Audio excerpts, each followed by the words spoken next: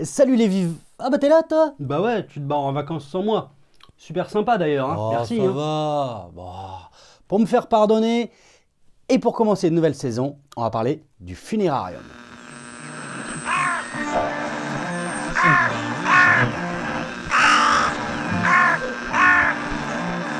On parle souvent du funérarium sans trop savoir ce qu'il s'y passe réellement. À quoi ça ressemble, comment bien choisir un funérarium ou encore quelles sont les obligations d'un tel lieu. Ça, tu vois, c'est encore un truc pour nous faire cracher de la thune. On nous oblige à aller dans un funérarium ou dans une chambre mortuaire, là je sais même pas la différence entre les deux. Le funérarium a plusieurs appellations.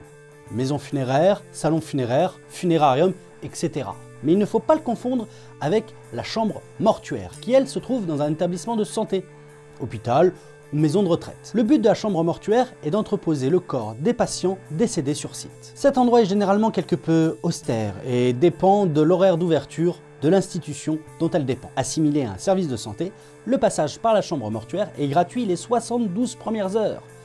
Passé ce délai, le reste des journées seront facturées selon un barème qui sera donné par la direction de l'établissement. Certaines cliniques privées sont équipées de ce type d'installation, mais ce n'est pas une obligation.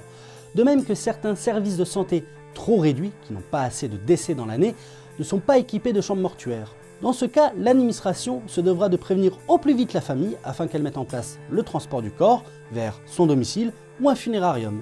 Donc pour répondre aux commentaires de Virginie et moi, chambre mortuaire c'est dans un établissement de santé, funérarium dans une pompe funèbre. Merci pour ton commentaire et bon courage pour ta formation, on en parle dans une prochaine vidéo. Il part en vacances, il revient, il fait une FAQ. L'idiot. Mais j'ai une question pour Virginie et moi, dis-moi, c'est bien toi? Je sors. Le funérarium n'a rien d'obligatoire, mais il faudra se référer aux dernières volontés du défunt, s'il les a exprimées, ou alors sinon de réfléchir en termes pratiques. Si le domicile du défunt est trop petit pour pouvoir y faire la mise en bière, il sera préférable de le transférer vers une chambre funéraire. Le funérarium permet aussi d'éviter de recevoir trop de monde à domicile, ce qui peut être très éprouvant pour certaines personnes.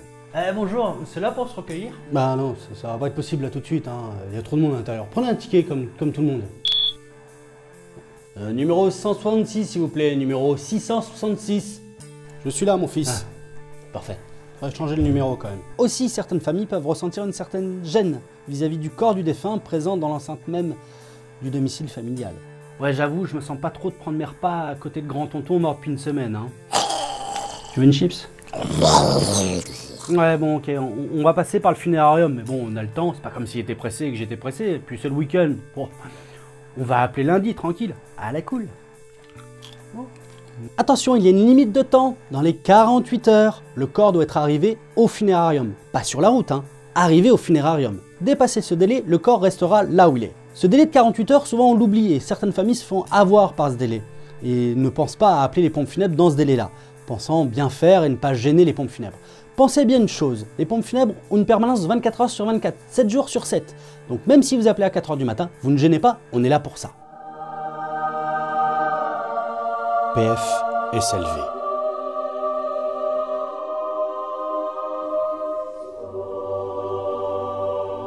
On est là pour ça. Oui, et puis une fois que les pompes funèbres t'ont attrapé avec le funérarium, eh ben, ils t'obligent à passer par eux pour les obsèques. Et là, les prix flambent. C'est une bande d'escrocs, moi je dis, dans les pompes funèbres. Absolument pas. Encore et toujours, tu es libre de choisir ton opérateur funéraire. Une fois le transport effectué, rien ne t'empêche d'aller voir les pompes funèbres du coin pour y faire des devis. Le prix du funérarium, lui, ne bougera pas. Mais moi, j'en connais pas des pompes funèbres, je trouve ça où? Et puis, si je me rends au funérarium, bah, je suis sûr que j'ai tombé sur un vendeur qui va essayer de me vendre son truc.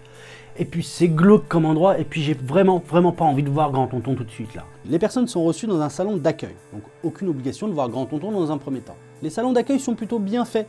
Il y a de l'eau, du café, même de la musique. Dans tous les salons d'accueil, il y a obligatoirement la liste préfectorale des pompes funèbres habilitées. Toutes les pompes funèbres de la région y sont notées par ordre alphabétique. Donc il est super simple d'y faire son choix. A noter que toute publicité commerciale y est proscrite. Mais moi, j'ai envie de me recueillir à 3 h du mat'.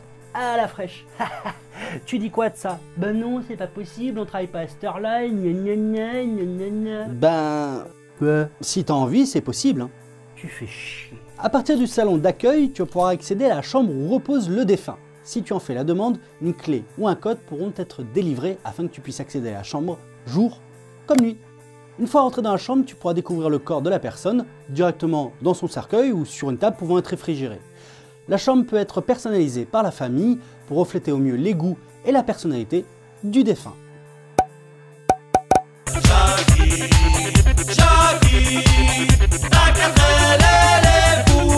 Mais attends, je vais le retrouver comment au bout de 3 jours?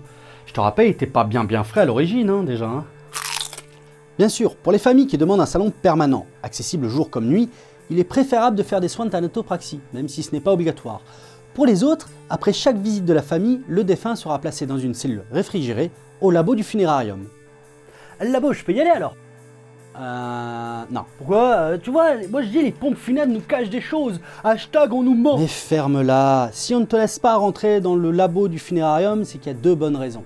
La première, c'est que dans le labo du funérarium, il n'y a pas que des cases réfrigérées. Il y a aussi des tables sur lesquelles on fait les soins de thanatopraxie. Le soin de thanatopraxie, c'est un moment assez particulier. Et donc, par respect du défunt, personne ne rentre ici. La deuxième, c'est une question d'assurance. Le sol d'un labo de funérarium, c'est lavé à grande eau avec des produits un peu spécifiques. On a vite fait de glisser là-dessus et de se faire un bleu. Et vu que tu es du style à nous faire un procès pour un bleu, eh ben tu rentres pas. Pardon?